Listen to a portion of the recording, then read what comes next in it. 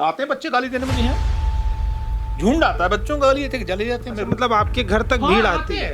वो गमछे पहन के आते हैं बच्चे, मोटरसाइकिल में 10 आ गए, 15 आ गए। अगर मुसलमानों से आपको नफरत है और मुसलमान समाज के लिए खराब है तो पाकिस्तान भेज दो, हिम्मत है आप भेजो। किया है जो मीडिया घराने हैं उन रूल ये तय किया, हमें सरकार का साथ देना है। खुद तय करो कि मुझे बिकना है तो बाजार में बोली लगाओ, बिक जाओ आप। मन में भी सवाल है कि योगी आदित्यनाथ मीडिया में आकर के बोल रहे हैं कि उत्तर प्रदेश रोजगार के मामले में नंबर 1 है, मोदी जी बोल रहे हैं कि अर्थव्यवस्था के मामले में हम नंबर 1 होने वाले हैं, फिर यही लोग कहते हैं कि आपदा में पीएम केयर फंड में पैसा दीजिए, सरकार संभाल नहीं पा रही है। तो ये नंबर 1 बनाने की प्रक्रिया जो बीजेपी की है, इसमें कैसे ये हर चीज़ को नंबर 1 बना देते हैं? ठीक बात है, बनाए नंबर 1 ये, लेकिन अगर झूठी है, उसमें झूठ है तो इनको धराशायी करेगी जनता कि आप नंबर 1 बनाने की जो बात करते हैं वो नहीं है। आप तय तो आकलन कौन करेगा? लोकतंत्र में आकलन करने वाला है जनता, सामान्य व्यक्ति आकलन करता है ना, सरकार थोड़ी आकलन करेगी। सरकार तो कहेगी मैंने अच्छा किया, आकलन तो जनता करेगी ना, उसी ने आपको बढ़ाया तो करेगी प्रचार, उसको करने दीजिए। आकलन करने वाला है वो तो देख रहा है ना कि आप जातियों में लड़ाते हो, आप ओबीसी, ये मंत्री जो बना रहे हैं आप, मुखोटे जो बना रहे हैं, ये मंत्री आप ठग विद्या है आपकी, ये ठगी कर रहे हैं आप, जातियों को ठगना चाहते हैं आप। लेकिन जैसे ही आप मंत्री बने, जातियों के मंत्री बने, वो नेता नहीं रहता जाति का, फिर वो खुद पा गया ना, नहीं खुद पा गया, जाति कहती है तो पा गया, ये हमारा नेता थोड़ा ही है। जो नहीं पाता, जब तक नहीं पाता है, उपेक्षित रहता है, जब संघर्ष करता है तब तक नेतृत्व मानता है उसको, नेता हमारा ये। जो कुर्सी पा गया उसने कहा हमको तो दिया नहीं, खुद कुर्सी पा गया। ये भाई संजय निषाद है, वो कुर्सी पा गया, बेटे को पा लिया, तो जनता कहेगी तुम तो खुद पाते हो, हमको तो मिलता नहीं कुछ। तो जाति को वो दिखाएगा, अपना पोस्चरिंग करेगा। देखिए बीजेपी में वो गए, कुछ मिला, एक स्टिंग और करा बैठे अपना, चाबी और हाथ में मिल गई।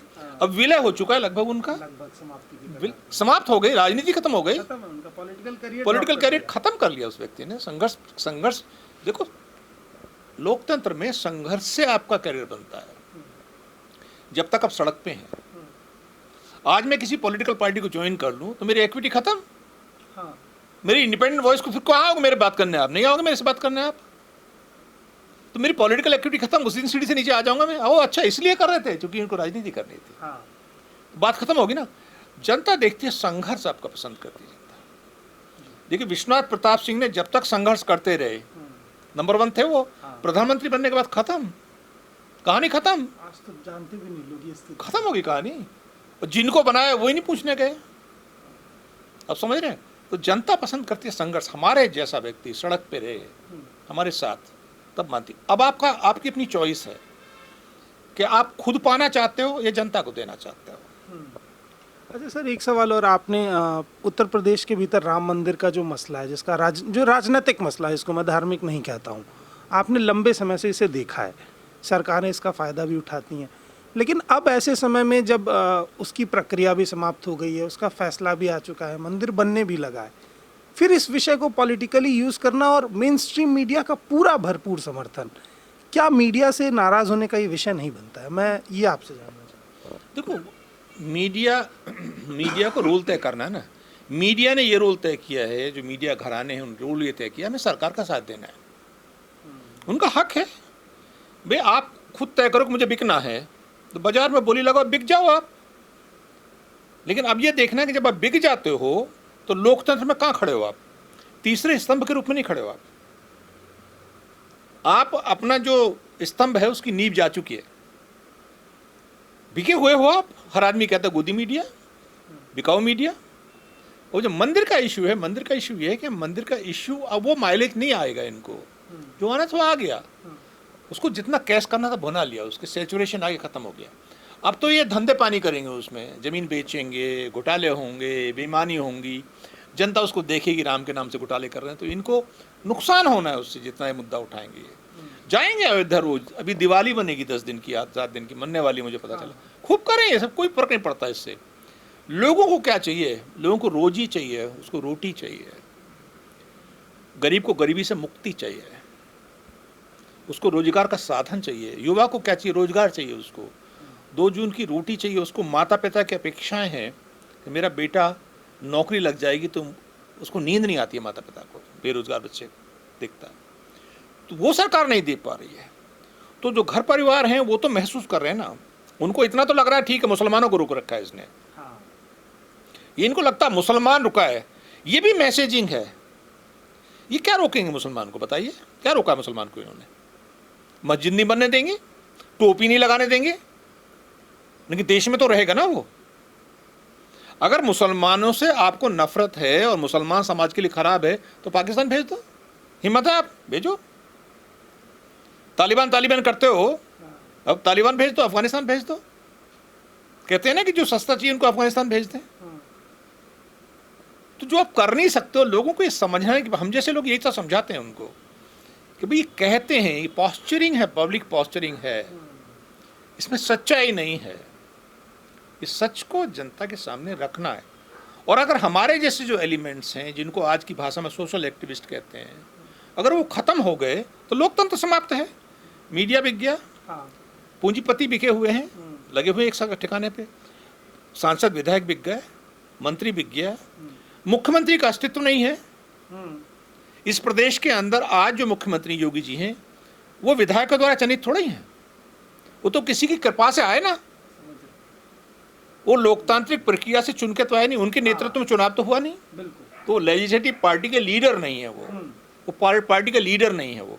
आज भी वो पॉलिटिकल पार्टी के चुनाव के लिए मुख्यमंत्री का फेस नहीं है, हिम्मत नहीं डिक्लेयर करने की। क्यों नहीं हिम्मत है भाई? आप देखिए इस प्रदेश के अंदर 40% ओबीसी है, 21% SC ST है, तो 60-70% तो दलित जो कुचला है वर्ग है वो है ना, 20% तो सवर्ण है, ठाकुर ब्राह्मण बनिया, 4% 5% राजपूत है, और जातियों में विभाजित समाज है, दिमाग में जाति बैठी हुई है। वो कैसे स्वीकार करेगा कि एक राजपूत नेतृत्व करे? ठाकुर तो है ही है, ये खाली कहने का नहीं है, व्यवहार से भी ठाकुर है। अब समझ रहे हैं? क्योंकि आपको दरोगा भी ठाकुर ही चाहिए, आपको वो भी सब ठाकुर ही चाहिए, और वो सब चोर आपको खुद भुनाते हैं आपकी कमजोरी को, वो समझ रहे हैं ना आप? तो ये मान के चलिए कि अब जो आने वाला राजनीति का समय है, मैं हमेशा कहता हूँ आने वाले समय राजनीति का वो ओबीसी और दलितों आदिवासियों का है, जिनको ये योगी जी ने कहा कि नींव हैं हमारी समाज की, यानी कि उनको नींव में लिटाए रखो, आप शिखर पे रहो। तो वक्त है, जब मैंने लिखा था इस बात को, पढ़ा होगा आपने, आप नींव में लेटो ना एक बार, उनको शिखर पे भेजो। आप तो शिखर पे ही रहो ना हमेशा। भाई मैं खुद सवर्ण समाज से आता हूँ, और मैं इस मुद्दे को जब उठाता हूँ तो लोग सुनते हैं मेरी बात। अगर ओबीसी दलित उठाएगा नहीं सुनेंगे, गाली मिलेंगी उसको। मैं उठाता हूँ तो मुझे मेरा समाज तो गाली दे सकता है, लेकिन लोग तो मेरी बात सुनते हैं। इसलिए मैं उठाता हूँ उस मुद्दे को, और मुखरों को उठाता हूँ। ये आने वाला राजनीति का समय ओबीसी, हाँ किंग मेकर में रहेंगे सवर्ण, जैसे कुछ समय में माइनॉरिटीज थी, मुस्लिम था किंग मेकर था, वो था नहीं। आप माइनॉरिटी में रहोगे, किंग मेकर रहोगे, मंत्री बनोगे, आप सरकारें बनवाओगे आप, लेकिन मुख्यमंत्री नहीं बनोगे, प्रधानमंत्री नहीं बनोगे आप। वो समय आ रहा है अब, आने वाला है। जो अंबेडकर ने जो रास्ता दिखाया था वो समय है, क्यों ना हो भाई। आप हजारों वर्ष से दबे कुचले जो समाज है, उस समाज को कभी तो सुखर पर आना है ना, स्वीकार तो करो ना आप। उसकी लोकतंत्र में क्या संख्या वाले महत्वपूर्ण है, उसकी संख्या है ना, जिसकी संख्या है वो सत्ता लेगा। अबे संख्या बल राजपूत कितने हैं? 5%, 6%, 114 विधायक, कहाँ से सही है? तो कैसे बना? उनका प्रभाव है गांव में, डराते हैं, धमकाते हैं, ये पा जाते हो। ब्राह्मण है, कितने परसेंट है? 7% भी नहीं है। उनका प्रभाव है कि राजपूत की, पंडित जी की राजपूत भी सुनता है, पंडित जी को ओबीसी भी सुनेगा, सब सुनेंगे, तो उसका प्रभाव है, वो इस्तेमाल कर रहे हैं। वो संख्या में नहीं है, वो संख्या में। एक चीज़ और सर, अब जो पॉलिटिकल माहौल बन रहा है, क्योंकि कोरोना का एक बहुत लंबा 1.5 से 2 साल का लोगों ने एक वक्त देखा जब सरकार, ऐसा लग ही नहीं रहता कि इस देश में कोई सरकार है जिससे मदद मिलेगी। मदद के नाम पर राशन देना मुझे नहीं लगता लोकतांत्रिक सरकारों का एक बहुत सटीक कदम रहा होगा। तो लोगों में गुस्सा है, उनके बीच में विधायक जा रहे हैं, सांसद जा रहे हैं, वो पीटे जा रहे हैं। तो लोकतंत्र इतना हिंसक हुआ, इसके पीछे सरकारों की कमियां रही हैं, मेरा अपना आकलन है। लेकिन इसको आप कैसे देखते हैं कि अगर विधायक और सांसद पीटे जा रहे हैं जनता द्वारा, तो कमी कहाँ रह गई थी? तो जनता का सेवक है ना, जनता का बेटा है ना, वो पिता है, माँ की भूमिका में है, तो मारेगा ना वो। हक है उसका, चाटा मारेगा वो, माला पहनाता है, पहनो ना उसको, उनको खुश होना चाहिए, हमें पिता ने मारा, जूते पड़े। कई बार गांव में देहात में आप देखिए चप्पल जूते से मारते हैं माता पिता, हाँ, टीचर थे पहले चप्पल फेंक के मार दिया करते थे। तो सेवक हो ना आप कोई लाट साहब थोड़ा ही हो, सांसद विधायक बन के जनता के सेवक ही तो हो आप। तो जनता का हक है, आक्रोश भी, प्यार दिखाया आपको, चुना उन्होंने, तुमने अच्छा काम नहीं किया, अब मारेगा ना, भी मारे गाली देगा, आक्रोश तो निकालेगा ना अपना।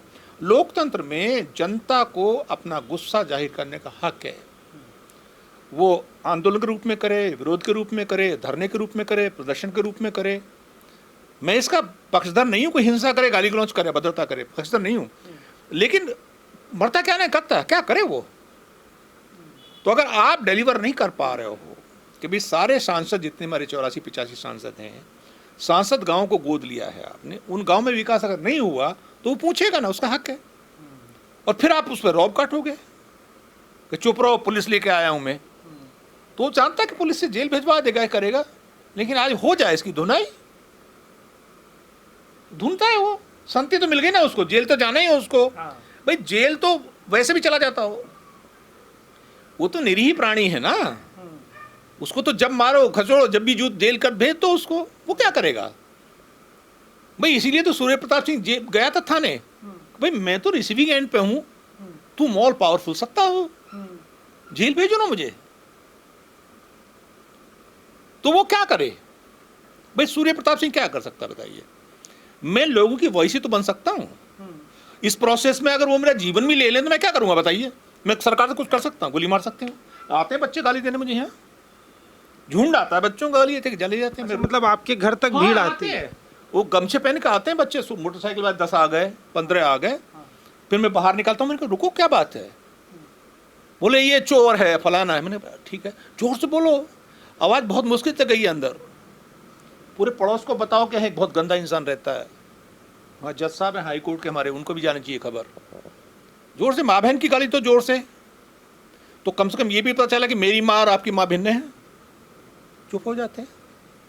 जब माँ बहन की मुझे गाली दे रहे हो आप, तो इसका मतलब है मेरी माँ आपकी माँ नहीं है, यही मतलब हुआ ना। यही सिखाया आपको। चाय पी के जाते हैं, गुड़ चना भी खा के जाते हैं मेरे यहाँ, वो कहते हैं उसने भेजा था सर, क्योंकि मुझे पता है मैं उसके खिलाफ FIR दर्ज कैसे कराऊं, उसी के लिए तो काम करता हूं मैं। वो तो भ्रमित है, उसको जेल भिजवा दूं मैं। लोग कहते हैं रिपोर्ट क्यों नहीं दर्ज कराते, कितनी रिपोर्ट दर्ज कराऊंगा मैं, और अपने की उसी के लिए जिसके मैं काम करता हूं उसी के जेल भिजवा दूं मैं। तो मैं खुद ही ना चला जाऊं उससे अच्छा जेल, उससे अच्छा गालियां ना खा लूं मैं। तो मुझे तो गाली खाने में आनंद आता है, क्योंकि वो भ्रमित है, वो मुझे गाली नहीं दे रहा, दिलवाई जा रही है।